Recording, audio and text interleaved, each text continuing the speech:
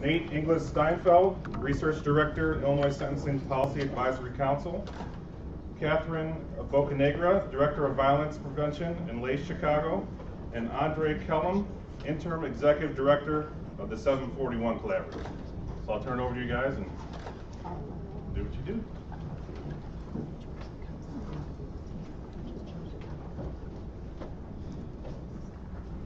All right, so the prompt that we were given was to talk about data sharing and how do we create a culture of data sharing and generally open up a discussion on whether that's a good thing and how we want to work with that, how we want to share data.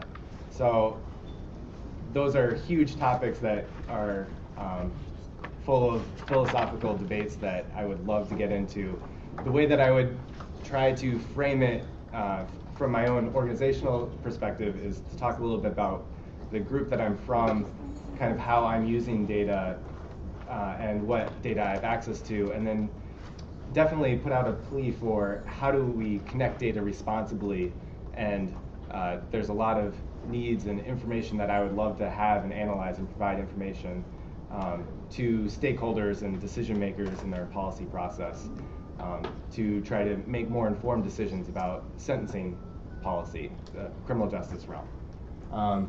So kind of a little bit about SPAC, the acronym. We are a state-created organization. We were created by statute in 2009.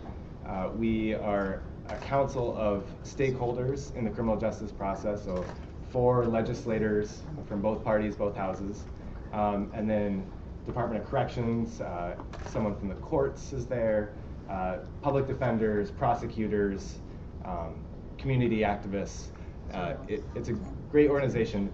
I'm one of 4 people who works for the council that researches and provides information from whatever criminal justice sources that we have. Really, the core part of our mission is to pull together any information that's out there to inform these stakeholders on how the policies and practices of the state of Illinois are working. So that's a really broad task, but an incredibly important one. The cool thing that I want to emphasize about our organization is that we're looking system-wide. And I was just downstairs with Tracy Siska talking, it's impossible to look at police and not talk about 911 calls. It's impossible to talk about police and not talk about prosecutors, to talk about bond decisions in jails. Cook County Jail has almost 10,000 people, 10,000 people under custody. This is a huge issue. I was talking to West Virginia Department of Corrections. Their entire prison system has fewer than 10,000 people. So this is a really big issue. Department of Corrections, state-level agency spends $1.3 billion every year on corrections. So this is a huge issue. I'm super excited that the state has found the insight to bring on analysts and data people to start analyzing system-wide information to try to inform something that we're spending billions of dollars on in the state of Illinois. So the next slide that I have, just briefly, kind of criminal justice, and I want to leave it as confusing as it is up here because that's the point. So this is just felony process through the system, and we use this internally. It's not an official document, just kind of brainstorming in the office what data is out there, where are things existing. So like over here you have incidents, police contact, arrests. So these are all law enforcement issues. This is your cop shows on TV. Then over here you get charging decisions, bond decisions, community commencement of prosecution. So that, that's where you start getting your law and order type of shows. And then over here you're definitely in the courts now, and so you get arraignment. You're actually going before a judge or you're making a plea.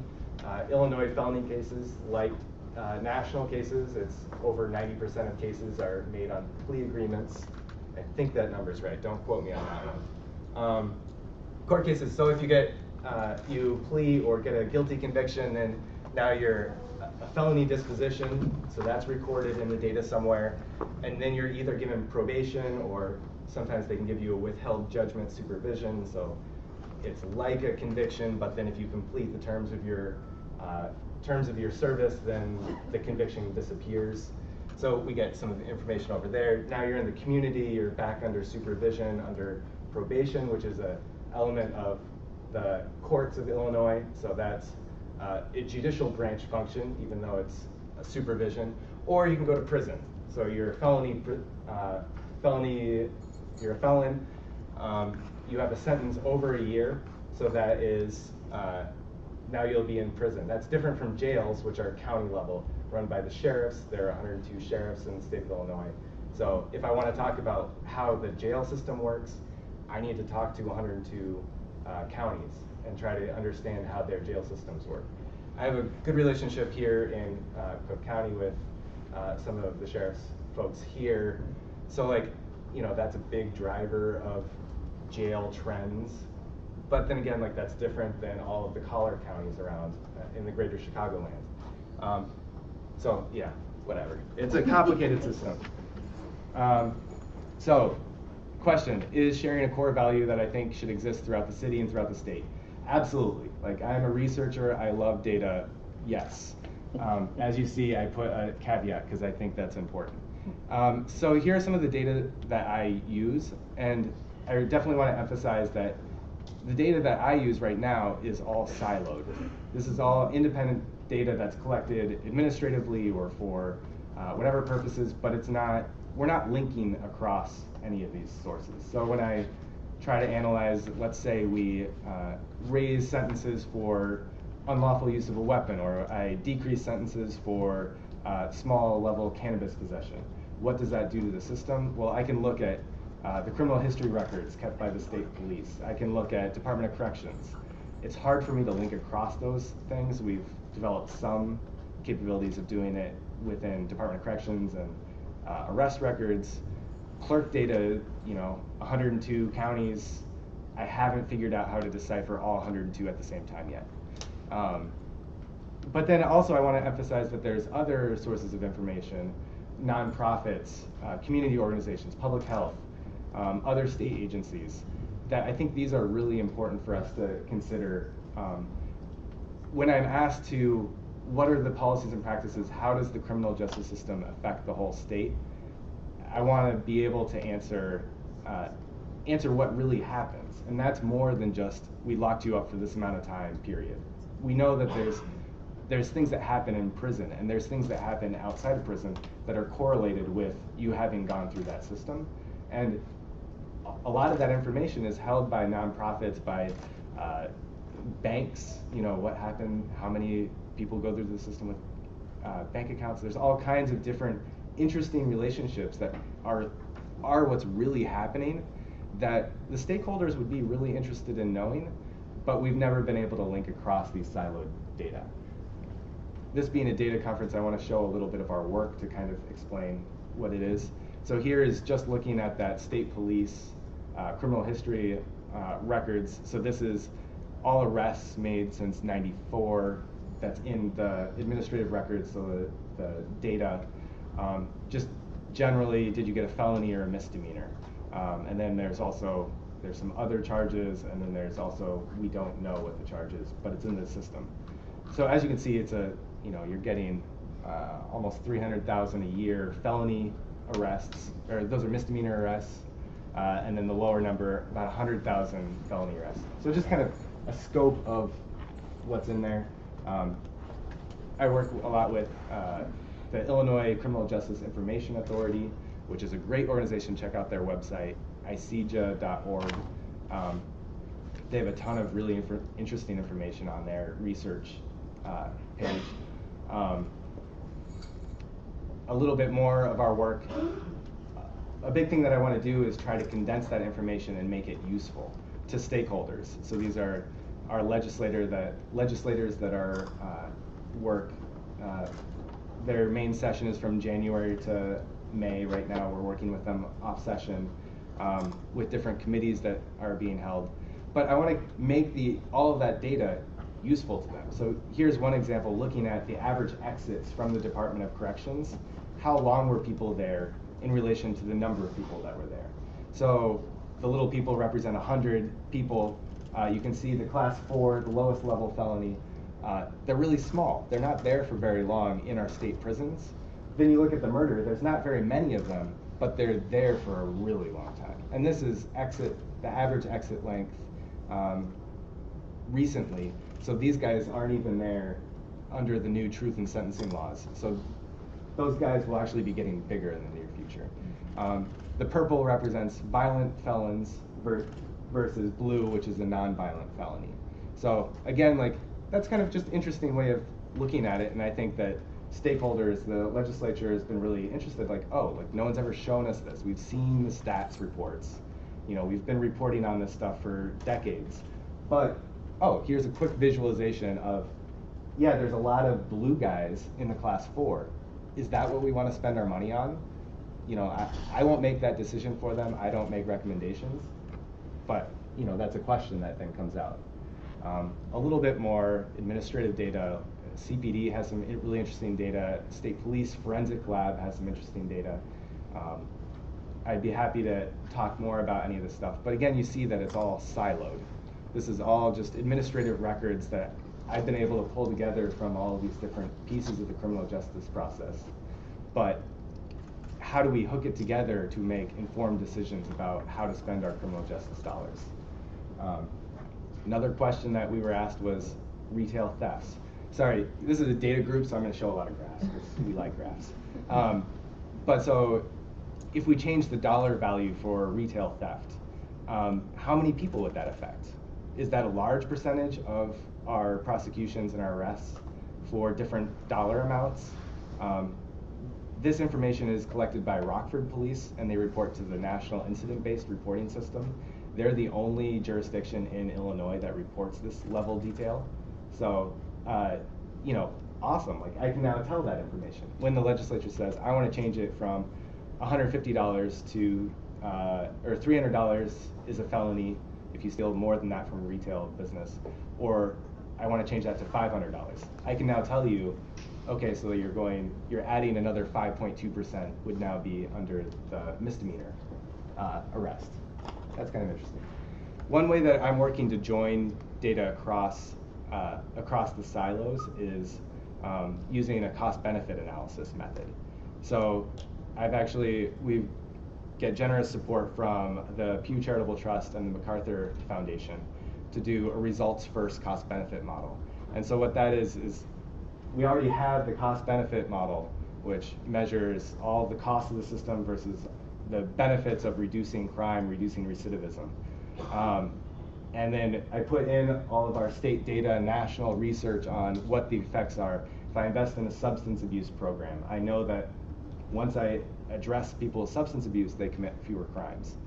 So I can put that general information that's been peer-reviewed and checked under numerous studies into a big, complicated algorithm.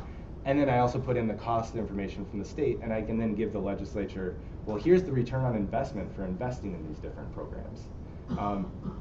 Right now I'm struggling with that because I don't have the cost information for Illinois yet.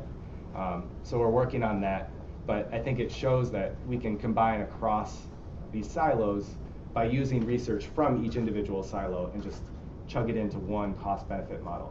We then compare apples to apples for all these different programs. So this is the big question. I'm just going to zip through a couple slides here. What is the actual social value? What's the outcome that we're paying for? When we spend $1.3 billion on prisons alone, what's the value? What's the outcome that we're getting? And what about for education? You know, if we can start using this sort of model across domains, we can start answering broader questions, which I think the legislature will be very interested in. They want to make good decisions. I've been in meetings, surprisingly, they do want to make good decisions. The question is, how do we give them good information? And I think that's what we're all here for, is it's data and research. So again, like, what are the questions? How does it affect the system? And it is system-wide. We're trying to answer questions about police, judges, you know, these are complex systems. So I definitely want to make a pitch to you all. Like, we need more data, we need more information, even if it's in different silos. The research that you all are doing is fantastic and can be used by SPAC to inform the legislature. even if it's just, hey, we're working on this community group and we notice that crime reoccurs in these patterns, or these types of people under these types of services are being victimized in this sort of way. Like, let me know that and pass the information and publish it and put your data up there, and we can see what we can do to link across these domains. It really should be not just the public information. Right now, I get all of my information from administrative records from police. Do you trust the police? Like, I actually don't think that their data is that bad. I actually really, Chicago police is surprisingly good. But if there's other sources that we as a community, we as data people, want to add to the discussion, we need to work together and we need to see what we can do. I've reached out to insurance companies. So tell me what the value is of property that's been stolen from businesses. They weren't able to respond in a legislative, quick fashion, but like that's sort of information where like there could be different sort of agreements, different sort of collaboration to try to inform on this really complicated question. So I'll toss this out here at the end. Like, there are caveats. Like, I work in criminal justice data analysis. You don't get much more big brothery than talking about people's individual level data in the criminal justice realm. Like, just think of the benefits that I could have, though. I'm a researcher, so that's the caveat. But just think about the benefits that I could have if I could compare prison data with health data. Like, what are the health outcomes before or after prison? I could then start to say, we need to be spending more money on these sorts of health. I don't actually know what the evidence is right before me, but like, if I give just basic doctor checkups, people who have a primary physician, did they go into the prison system less often than someone without? Like, that tells us something structurally that then I can tell the legislature, hey guys, look at this potential great return on investment. Let's do more research on it. Or go for it, who knows? But then there are questions, that's giving the government the ability to link across domains. I think that that's a really, something that we want to discuss fully. Right now, a lot of our laws are actually very draconian and don't allow data sharing across. Like, you might think if you go into a substance abuse service or a mental health facility, or an officer refers you there from a police interaction, that then we're immediately sharing all this data and we know everything about you. Like, there's actually really tight security on all of those different domains, and it's really difficult for us to share any of that data. So that's a huge barrier to my research. But do we want that or do we not want that? How do we want to move forward from there? Again, just how can you help? The more data, the more, data itself, it requires analysis. So if the data were clean, it would be much easier. But add that data to the discussion, and it really shouldn't just be like, oh, I don't work in criminal justice, I work on language barriers to housing. That might actually be related to criminal justice. Share, let's work together and see if you have a random controlled trial, like you're doing it in this community, the next community over is the same thing, but you're not providing the service there just because of your limited resources. Let's compare. And I think that goes to my last point, like quality independent research. Like, let's really identify the impact sizes of these different interventions. So that's, I think that's kind of data sharing clearly from SPAC's point of view can open up a huge amount of doors. I want to toss out there, if talking about the culture of sharing, there are barriers and there are legal systems that we've set up that agencies refuse to share data. Even with me, according to my statute, I'm required to get your data. But they're reluctant because of the federal laws, of administrative rules, of the culture of sharing. And some of it's justified. So I'd love to have a conversation about what is justified, what's not justified, how do we try to solve these problems that are really complex. Oh.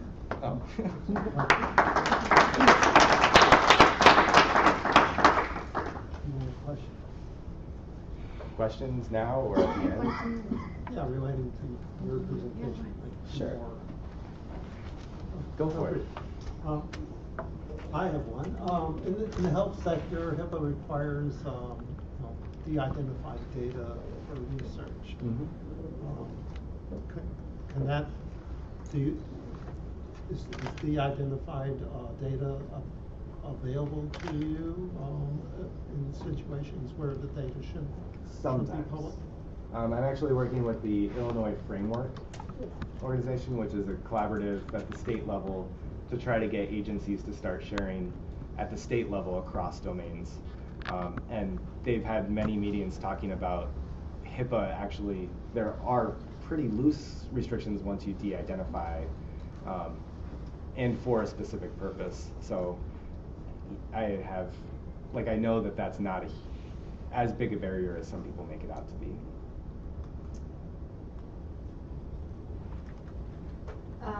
You alluded to this a little bit. Can you speak to anything you have learned, any tips and tricks for trying to get administrative data in a timely fashion? I've been waiting on some data requests for 4 years from the state. And I think that there's a lot of capacity issues and other things. I'm wondering if you can just talk a little bit about kind of lessons learned from your experience in doing this work. I think one of the things, so like I am new to criminal justice data specifically. I was from emergency management and education research before this. But a big part of it is just being willing to listen and learn about what data fields are available, what aren't. Department of Corrections collects a ton of data. A lot of the data they don't think is good. And so like I spend a lot of time just speaking with them, trying to learn like what data fields they think are reliable. And they think reliable ones are ones that deal with security things. And, they don't want inmates attacking each other, so they do fairly good background checks on how to prevent that. But then if you talk about other things like substance abuse, they don't care because they don't think it matters to security. That's a generalization somewhat, but kind of I think that my point is, I think working with, if you can have a conversation, even an informal conversation, with whoever you're requesting information from about what data fields are available, what the purpose of your research is, they might be more willing to, they might trust you more that you know that there are limitations in this sort of field or not that, So I think that's something, I do a lot of relationship building before I send out my requests. And if we patent it and bottle it, we can go into business together. I know, right? Other questions? So it sounds like the initial steps are really going to be sort of one-on-one. You going through an organization that you need data from when you need it, because it doesn't sound as though we're anywhere near anything like say a national, standard for warehousing or data normalization. We're definitely not there. I mean, there are, and like I've been involved with these sort of discussions on National Information Exchange model, like the NEEM standard and NIBRS. Illinois was actually a pilot for NIBRS back in the 90s, and now we don't report to it. So I think that there's a lot of discussions going on about data sharing and about using the same model. But there's a lot of institutional barriers in Chicago and in Illinois. And just down from Tracy Siska's talk downstairs, it makes sense that we have all of these different counties. They're not required to talk or use the same systems by state law. They're not required to. So they solve their problems however they can. Then you have the clerk of court is an elected official, the chief judge is an elected official for each county, the prosecutor for each county is an elected official, the county board is an elected official. These are all different important stakeholders in the criminal justice process. Sheriff, another one. And they're skeptical that sharing information might somehow impact their organization. So I think that builds a cultural resistance and kind of an us versus them attitude in the mid-level, upper level. I don't know where it is, but the media makes it out to be that, so it exists. Question at the back. So I was also in the session earlier, and I've done work with juvenile justice for a while, and get really frustrated by the fact that I feel like those fields are like light years behind, say, education, where data is increasingly important there, and schools and other areas are pushed to figure out ways to utilize data to figure out what's happening and how you can get better. Are there people talking about how do you push systems that do kind of criminal justice work to be able to recognize not only is data important, but transparency in data is important too? Yeah, and it's a little bit outside of my statutory mandate, but like I think that actually SPAC could be a good organization to be a partner on that stuff. And we've had just last month or maybe 2 months ago, I had a data meeting to just talk about the 2 data sets that I use most frequently and just explain what the data fields are, which ones I view as reliable, what the request process is to get it. And I definitely think that we as a state, me personally, can do more to get that information out there, to be available to answer questions about the data so that we can feel comfortable releasing it to an educated research group. I even feel like there could be partnership by way of helping those systems, because I recognize like DOC, for example. They've had, one guy that's been there forever, who knows everything. If anything ever happened to Steve Carr, I have no idea how you're going to get what you need. But they also have a system that's creepy.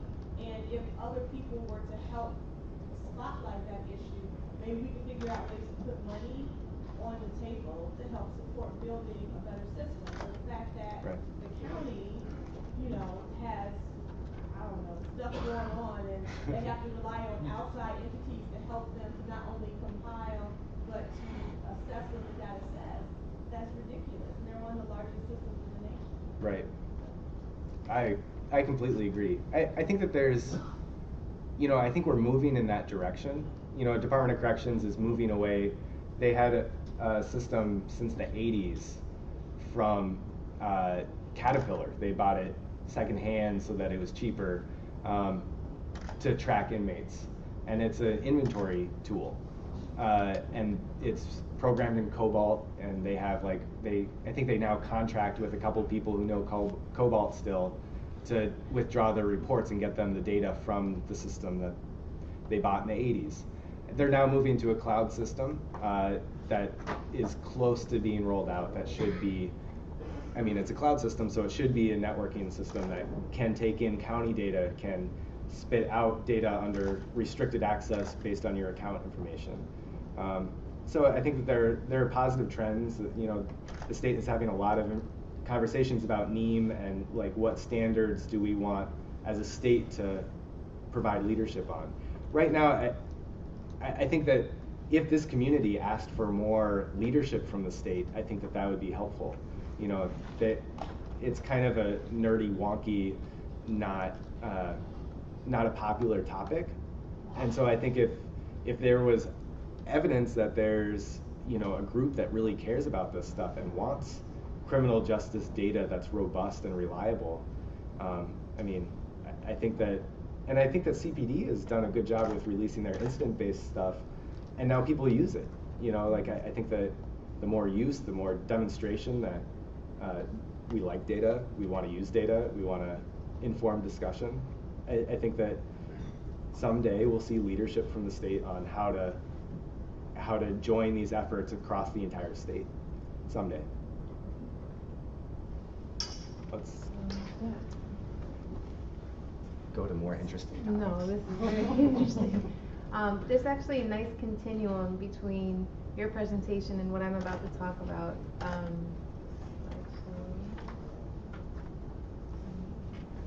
Okay. So, I'm gonna stand up so I can project better. I don't have the vocal strength that you do. My name is KATHRYN BOCANEGRA, and I'm the Director of Violence Prevention with Enlace Chicago. And the reason I said it's a nice continuum is because I'm going to give you like a case example or an ethnography of what happens when you try and take data around public safety and empower a community with it. And I'm going to talk about it through around youth safety. So pre-corrections, hopefully pre-arrest, pre any contact with law enforcement, what we're trying to do as a community to break the cradle to prison pipeline, which is a very geographic reality in Little Village, the community that I come from, as we are on, I'm 3 blocks from 26 in California. So this is a reality of many people growing up in our neighborhood. So before I dive into this ethnography or case example I'm going to talk about around data sharing and youth safety, you know, I think you did a great job of just setting the stage around crime prevention and data in Chicago. There has been a lot of conversation in the Little Village community around data happening to our neighborhood.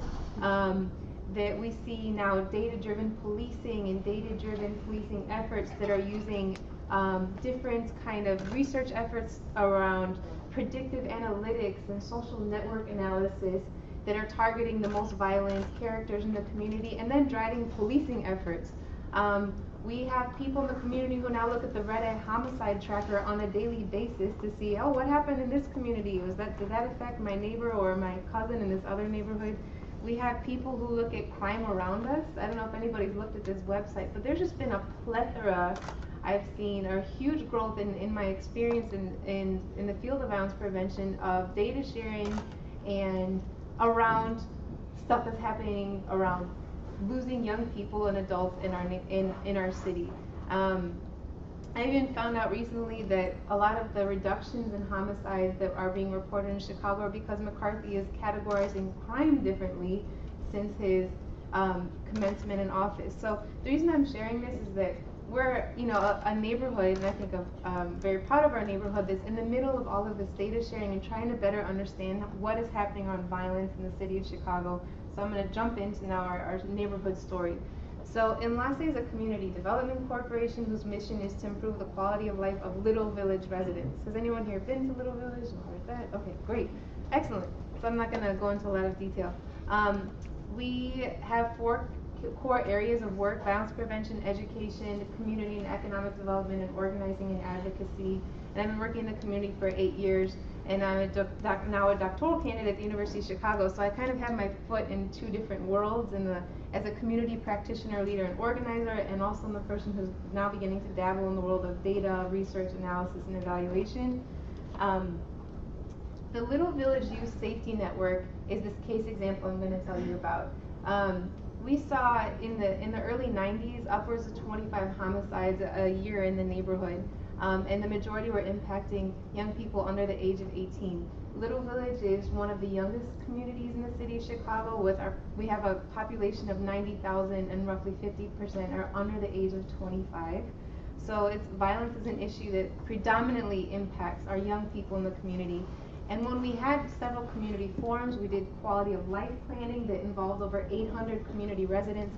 We asked, this is in 2011, what can we do to make this neighborhood a safer place and see further reductions in crime, further reductions in violence, and see more youth graduating from high school, going on to college, you know, neighbors continuing to invest and stay in the Little Village community. And people said there's a gap in investing in 5th through 8th graders. That's what the community said. They said we have all of these programs from early childhood education going up to 5th grade. We have the intervention programs starting in high school, but what's happening in 5th through 8th grade, which we know is a key developmental stage, we know that that's when the kids are going to disconnect, potentially come into contact with law enforcement, begin taking certain risk-taking behaviors. Like that's when things are going to happen. And we as a community, we're turning our back on young people at that time. And so we decided that we were going to create a network of support for these young people and their families in our neighborhood called the Little Village Youth Safety Network. And it's a collaborative that consists of 12 different partners. I want to emphasize that because I'm representing a collaborative effort in our community. That consists of 2 churches, 2 sports-based youth development organizations, a domestic violence organization, 2 hospitals who provide mental health services, parent organizers, several schools, and people who do broad-based youth development, street intervention, or civic engagement with young people. Our mission is youth development is a vehicle for public safety. If we invest in kids at this critical developmental stage, hopefully they will never end up in a database that you would ever access or come across, right? Hopefully. We did some statistical modeling to see how many at-risk 5th through 8th graders do we have in our community. I'm going to jump ahead a slide and then move back. We define at-risk by using CPS's early warning indicators, which are missing 20 plus days of school in the previous school year, failing a core course, which is reading or math, or any recorded behavioral incident.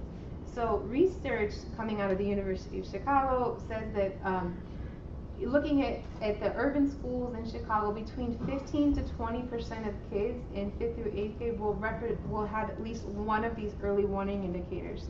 So we looked at the enrollment of all 5th through 8th graders in public schools in Little Village.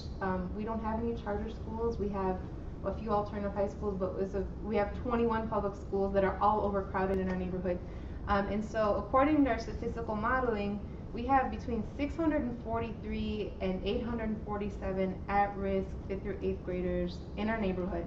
And our goal is, what is the tipping point? If we engage 300, are we going to start seeing a big impact in the community? If we engage 500? Well, right now we've currently engaged 500 kids through this network of support that I'm talking about. And we're measuring community level data to see what are the long-term impacts on safety, which I'll get to in a little bit. The program domains, in terms of what are people actually delivering in this network, are around mental health, parent engagement, mentoring, and youth development. Those are the 4 key areas in which our community network is working. Here's our at-risk definition. So our community goal is to increase collaboration through data sharing. You might think, well, just get people to work better together and develop connections between this church and the boxing club and the people who do street intervention, and things will work out great. And we realize, no, there needs to be an extra level or more sophisticated way of collaborating, and we believe that's through sharing data. So what's the value behind community level data sharing? The first part is that it strengthens our information and the way that we come around young people and their parents in the community. If I'm a boxing coach and you're a teacher and we're both sharing data on how are they doing in school, how are they doing on these shared metrics that we agree upon, we can strategize about how we'll better support the young people in our community. The second thing is it allows us to longitudinal tracking in the community. For a lot of you guys who have received grants to do youth development work or for any kind of work with families, they're usually based on 1 year, and you have to like produce some outstanding life-changing impact in 1 year and use sophisticated data to show that. But we often know that at the end of that 1 year is usually when you're just beginning to gain momentum, and the community is like, we've had enough of this 1 year tracking and impact measurement. We want to see what happens over 3 years, after 5 years, what happens when these kids graduate from high school. So through shared data collection, we can do that longitudinal tracking for a large group of kids in the neighborhood.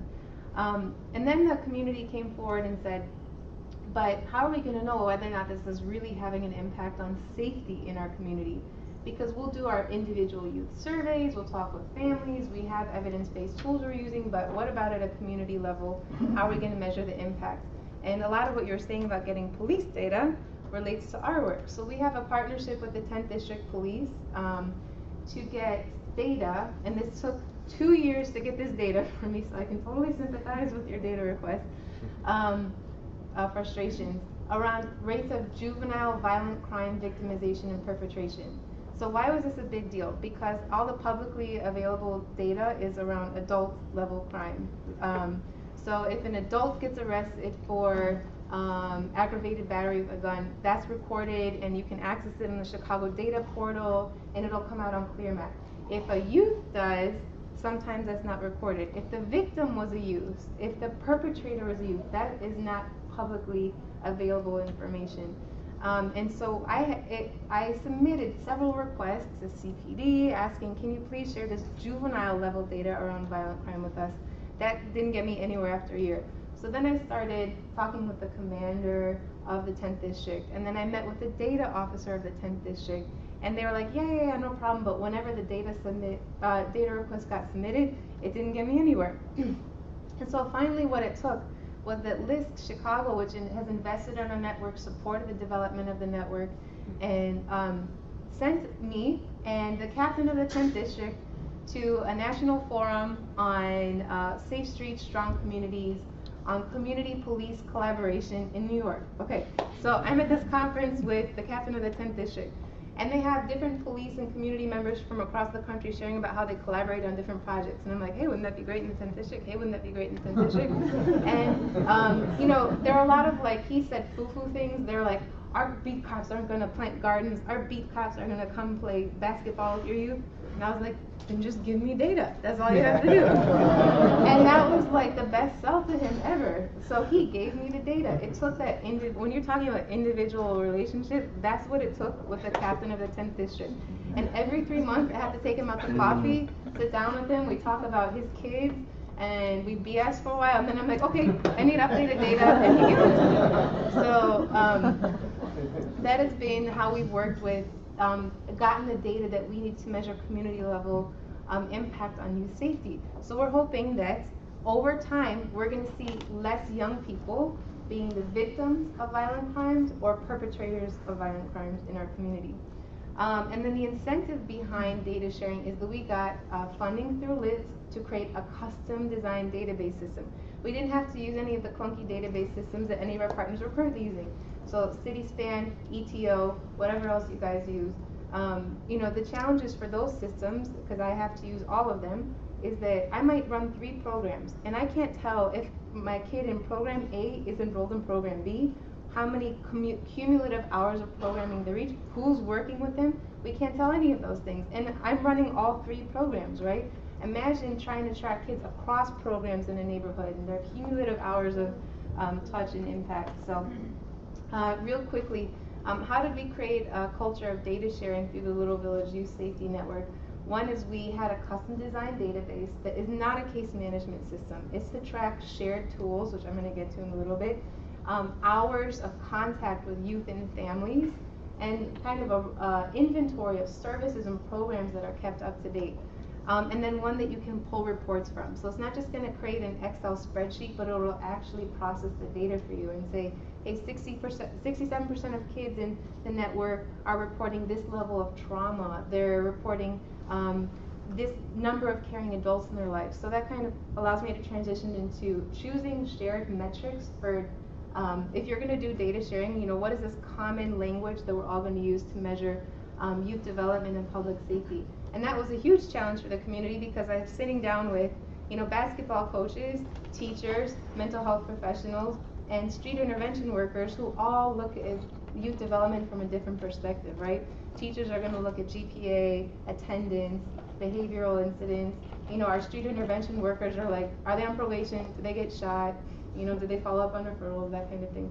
So the shared metrics that we went through a very exhaustive process in the community that we're using to create this culture of data sharing are connection to caring adults, future aspiration, and attitude towards interpersonal peer violence. Now, why did we choose these 3 metrics? Because we believe that we want to, or what our goal is to get kids out of the survival game into a thriving game. That it's not if I live till I'm 18, but when I reach 18, this is what I'm going to do with my life. So that's why future aspirations is important to evaluate or measure. Connection to caring adults, we wanted to see their level of connectivity to and their network support in the community. And then attitude towards interpersonal peer violence is, if I am met with violence, do I have to respond with violence? Because we might not be able to immediately change their environment, but we can change the way they filter and react to their environment, right? Through our programs. In addition to that, we've also done a trauma inventory with all of the youth involved in the network that looks at the level of exposure to violence that they've experienced by the time they get to 5th through 8th grade. Why is that important? Because we know that hurt people, right? And so if I've seen my best friend shot, I've experienced or witnessed domestic violence at home, and somebody at school, you know, rubs me the wrong way, I'm much more likely to respond with aggression than I would if I hadn't experienced all of those traumatic incidents that have gone unprocessed and building up inside of me up until that point. We vetted the database and metrics through community stakeholders, because this is a community process. We established confidentiality measures, so this is not a database that everybody can log on to and look at any youth who is involved in the system. I can only look at youth who I'm working with, and if they happen to be involved in somebody else's program, I can also see when they're going to programs, with what frequency, who they're in contact with there. And then we had to train partners. We thought like, oh, we train them up front and everything is smooth sailing. I think we train on a weekly basis our partners around data collection, using the database, and we learned a lot from our challenges, which I'm going to go into a little bit. I'm going to skip, well, I'll go talk really briefly about this slide, which the pictures, here they are. Okay. We had to establish a Geek Squad, we call it, for the network, because I thought one-time training, everybody gets it. What I realized is we needed to set up kind of individual consultants for our neighborhood organizations just to talk about data, the value behind data, and data sharing. So here's a battery of people, including myself, who have done a lot of work with our community partners to create this culture of data sharing in the Little Village community. So real briefly, 2 more slides. Challenges to data sharing at a community level around youth safety and violence prevention. One is that there are some vulnerable populations that our partners worked with that shared data tracking just does not work. And that was primarily our domestic violence providers. Because sharing a name and an address, what school they go to, or even if they're receiving services to address domestic violence, violates a lot of the laws of protection around families who are impacted by intimate partner violence. So we had one domestic violence provider in our network who loved the idea of shared data tracking, and then when it came time to actually do data tracking and evaluation, realized that the families didn't want their data in the system. They didn't want their address, school, or anything, even with all of our confidentiality measures. So some partners had IRBs that prevented them from doing individual level data tracking.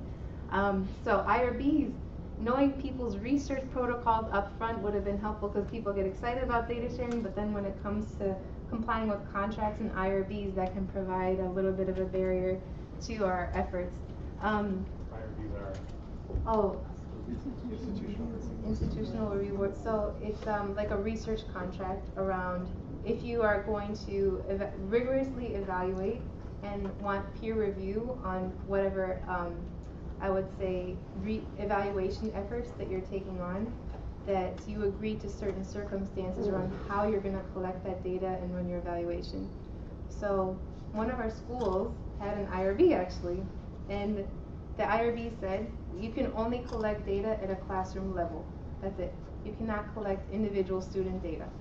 So when we wanted to go in and do trauma screenings and measure those metrics and track their hours and programs, they were like, no way, you're not doing it. Data collection one-on-one with partners, like every organization has a different data capacity. So if you understanding, I'll give you a really brief snapshot. Pre and post test, you do it with the same people, right? So if I'm going to measure future aspirations at what point A and point B, you would want to have the same youth receiving the same test, right? Well, some partners thought it's a numbers game. As long as I do 30 pre-tests and 30 post-tests, I'm okay. But only 4 youth would have like that same bookends of data collection. So we learned a lot from our partners around what their data capacity was and how we can further nurture this culture of data sharing. Working out database ticks, anything new, you're going to run into a lot of road bumps. Nurturing a culture of evaluation within our partners. People like the idea, but maybe the most sophisticated data collection they'd ever done was attendance. That's it. And now we're talking about this, measuring collective impact and longitudinal tracking and things like that, and they're like, whatever, right? So how do you create, nurture a culture of evaluation within an organization and appreciation for data with our partners? So finally, just some successes with our partners is light bulb moments. So when we get them through the data collection process, we share it, we track kids across programs in the community, and then we provide a report saying, hey, these are some successes, these are some challenges and questions.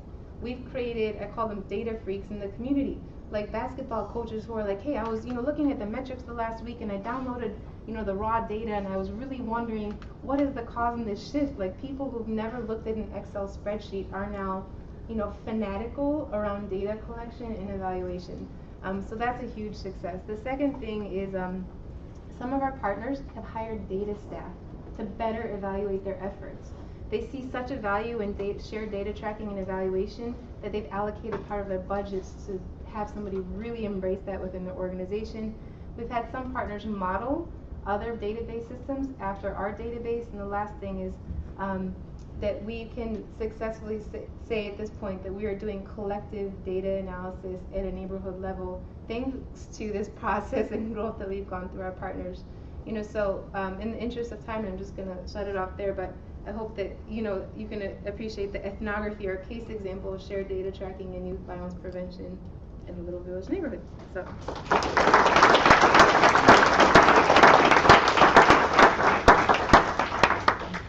So can everybody hear me? All the way in the back, can you hear me?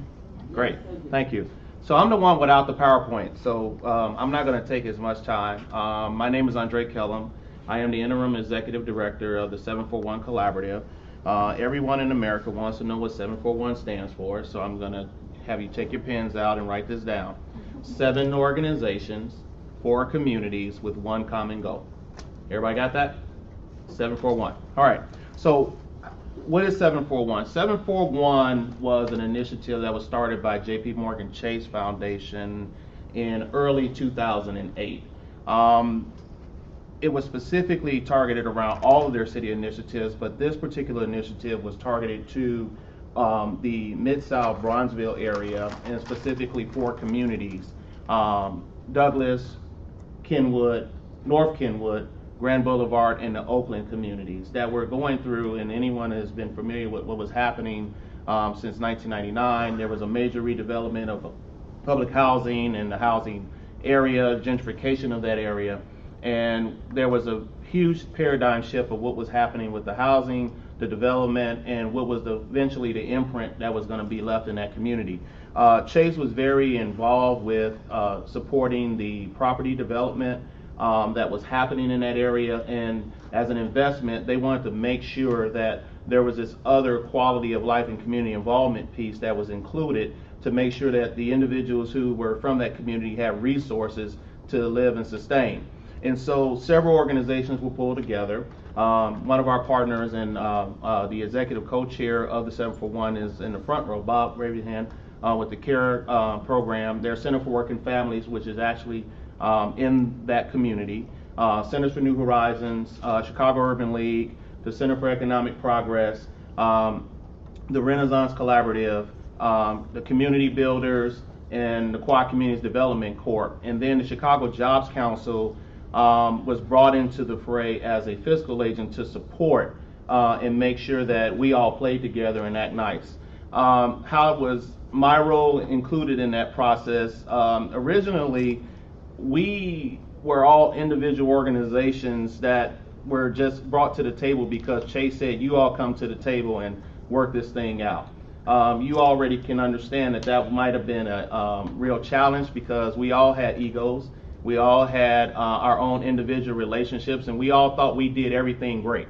The reality was when we began to sit down at the table and discuss with an outside facilitator how we could collectively impact the community, we identified that not all of us do everything well, and actually some of us had some suspect processes. And so we decided to sit down and start mapping out how best to utilize our resources and services to serve the common community.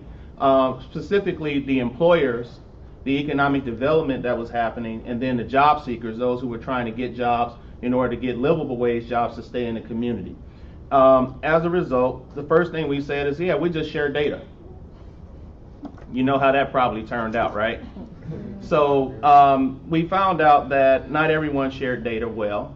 The one thing we did find out initially is that at any given time, many of the organizations were around a plethora of resources and services. Some were social service organizations, some were property management, development organizations, community life organizations, some of them were economic development, and then some were workforce development organizations. And an individual prior to 741 could walk into one organization, go and receive services, leave out of that door, go to another organization, receive services, go to another organization and get other services, and neither one of those organizations would know what happened with the other one. And so there was this huge duplication because what the person would do is they would go to the organization and see that, you know what, they're not servicing me fast enough, and go to the other organization till they found what they got, what they were looking for. In many instances, it was a job.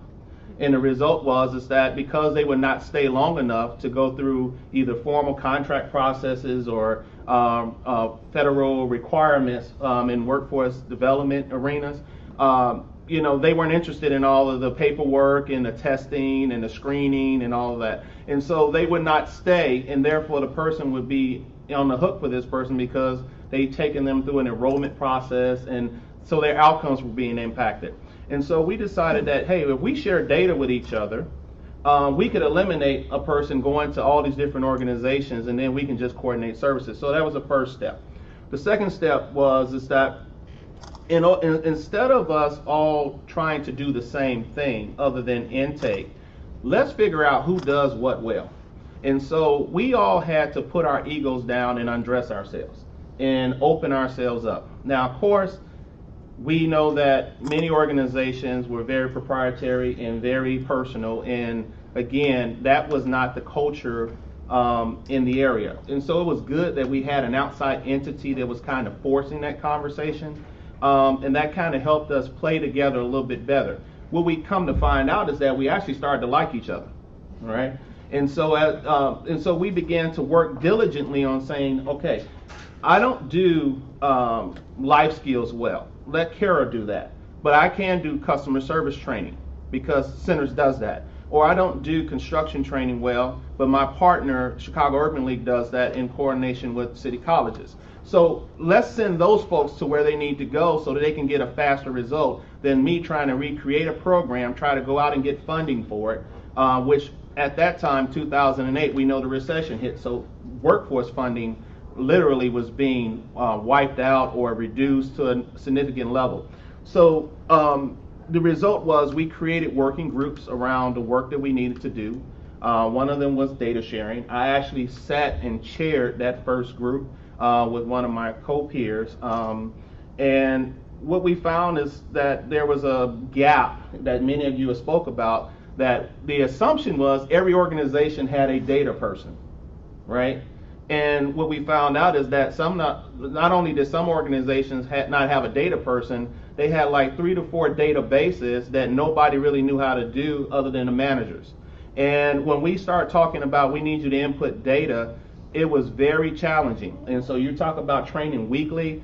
I think we did like 17 trainings in like the first month trying to get other people to learn how to input data into our case management system.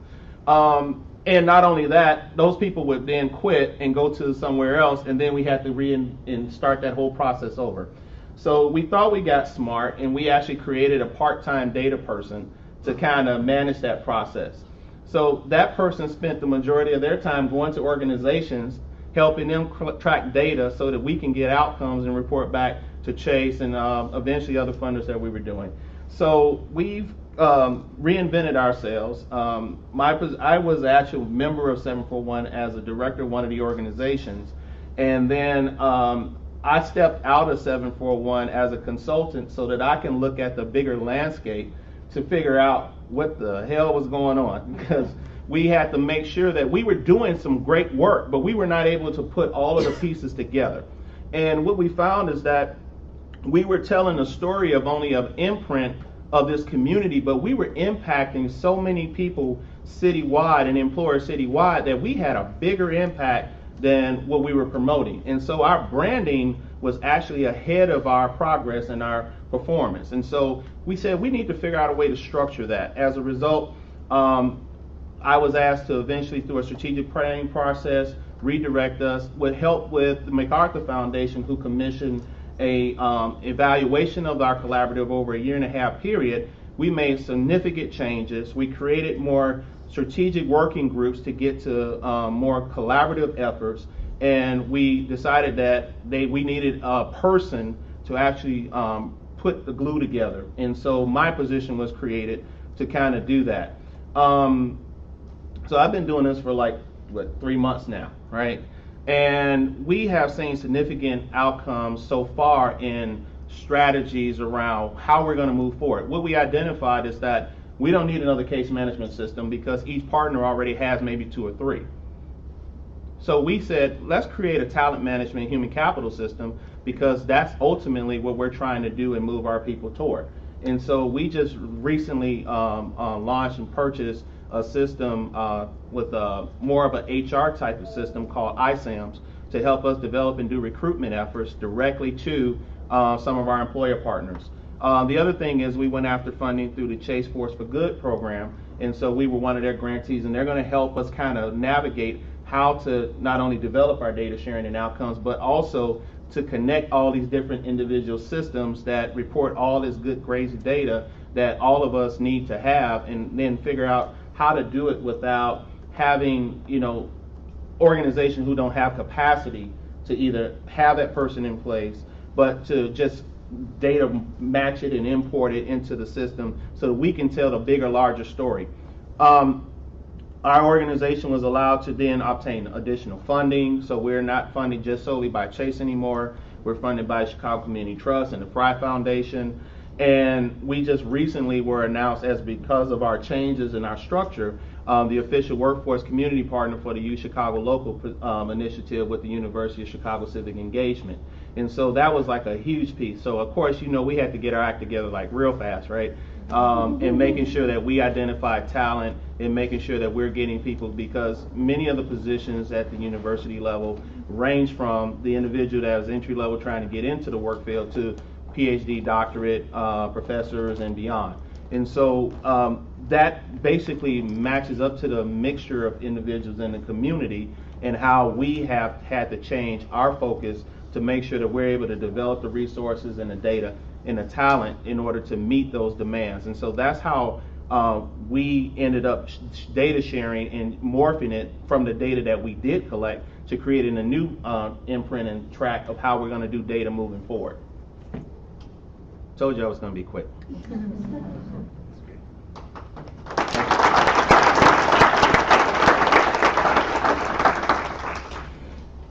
We have about 10 minutes left, so we'll just open up for questions.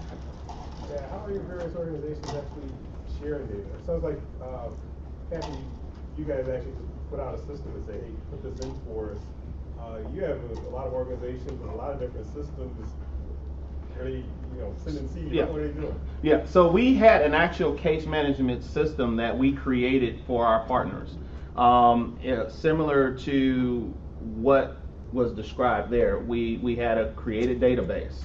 And what we found is that the challenge was some organizations were able to do the work and put the data in. Some organizations were challenged with that because of staffing concerns.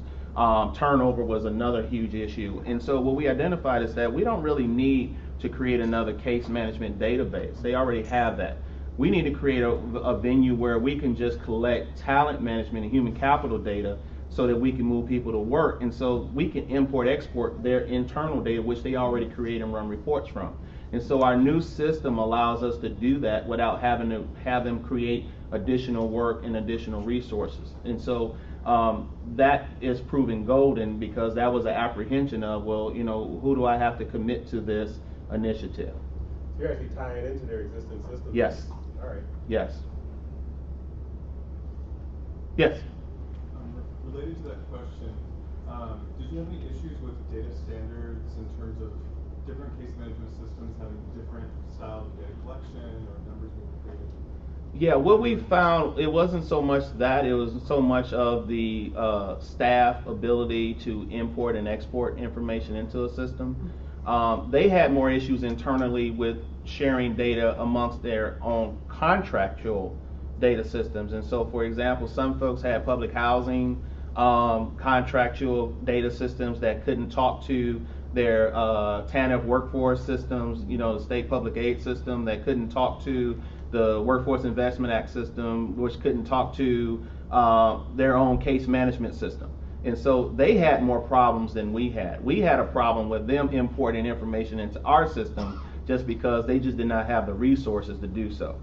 And so it was just a matter of taking time to say, hey, this is a client that met this objective, because the only requirements we had for intake was that they lived in the community.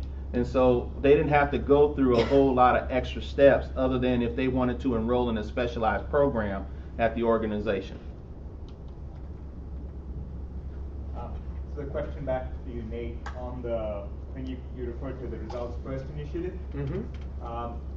So when you get going on a cost benefit analysis, I'm sure thousands of people are doing this. Are you starting from a platform that gives you a leg up, or how does that work? Could you maybe just give an example or something? Yeah, so the Washington State Institute for Public Policy created a cost benefit for criminal justice analysis for the state legislature in Washington State in the late 90s, early 2000s. And they've actually verified some of the results that they've gotten from the criminal justice cost benefit that they created. And they've been using it since then. And so we have all of their equations that measure long-term outcomes on reducing recidivism, the changes of you can reduce crime, and what's the expected number of murders for 10,000 inmates released, and what would the value be of all the property crimes, the domestic violence, general costs based on social science research. So it's all already plugged in there, and so it really is just plugging in the Illinois specific information, which I have that all done. It's just the cost information. What does it cost for providing intensive probation services with substance abuse treatment in Illinois? That is harder because we want to find a marginal cost versus just an average cost, and that's not a budgetary thing that people think about often. But so we're close. And if you sort of reflect back on your experience prior to this role in education and some of these other areas, are there similar sort of gold standard sort of algorithms that others could use?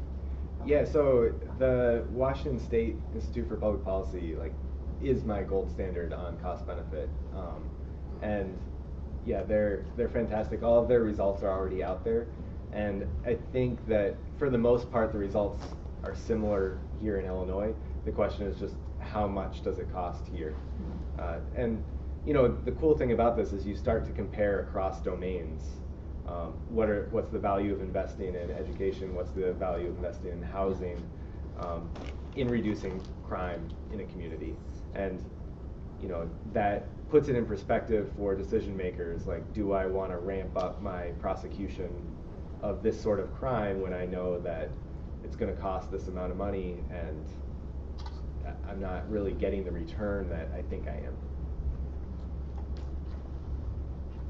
Question in the back over here. Okay. Yeah. This is a little bit of a different end of the data sharing conversation.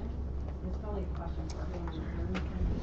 But I wanted to hear a little bit more about how you all create a culture of safety around collecting data from the people who you have undocumented people on your system. You mentioned domestic violence institutions that you're trying with. How do you do that? I feel like that's really hard, and ideas we have thought about. So, in our example, we created a confidentiality agreement that each organization had to sign on to, and then there's limited access to the database. So only 2 people per organization can access the database who've signed this confidentiality clause and have gone through the training.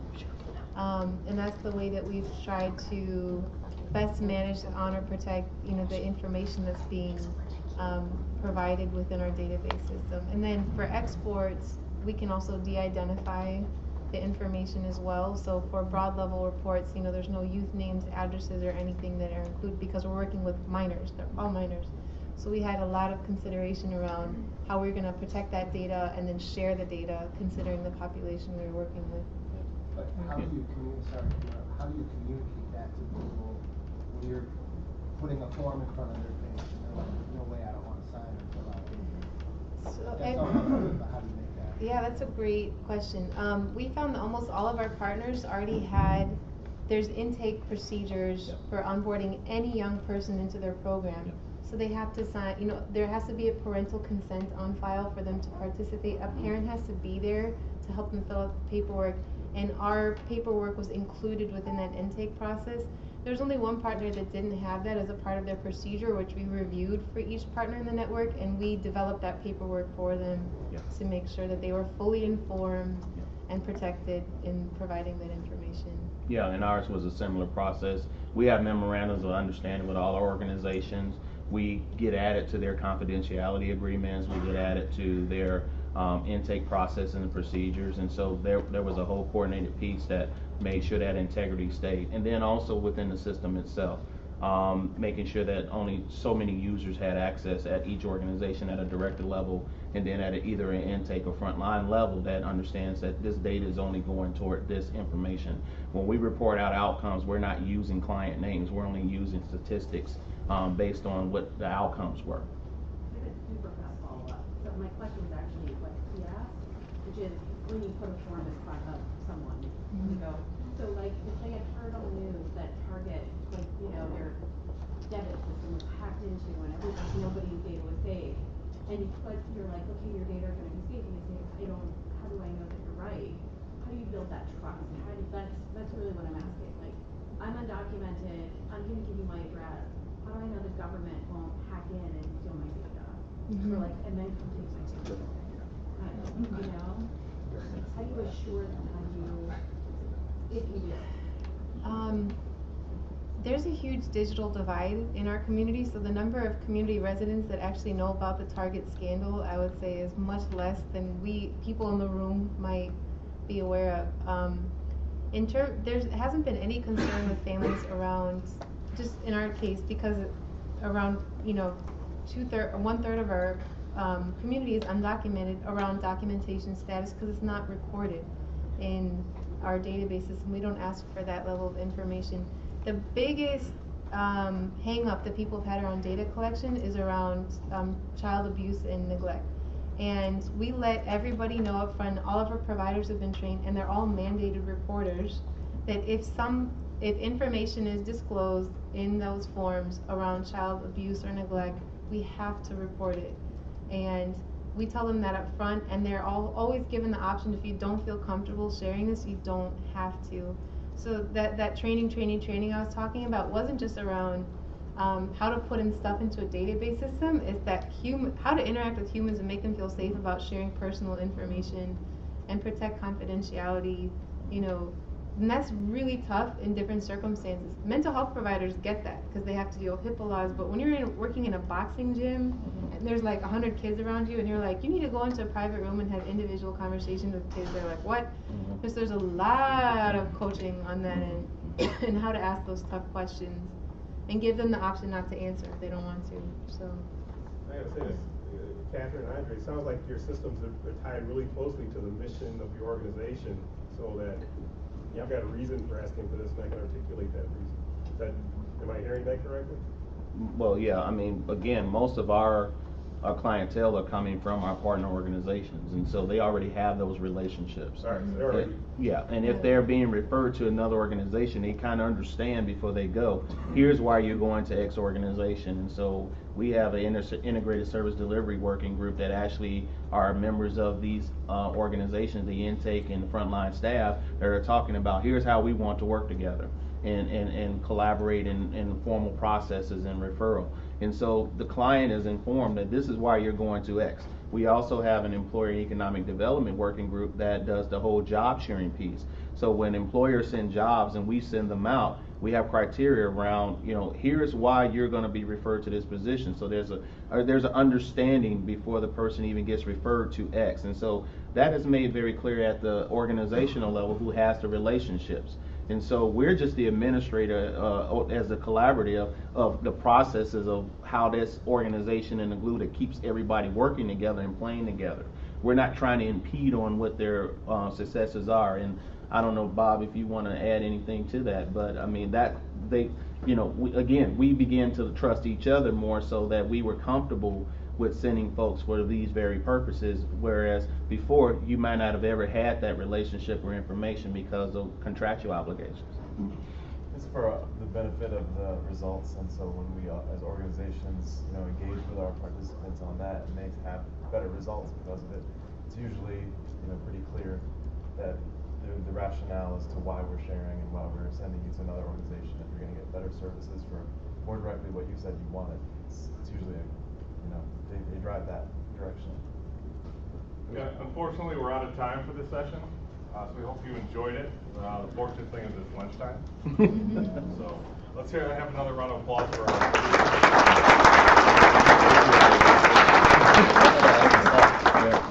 So if you want to go back into the main room where you registered, we'll begin lunch there.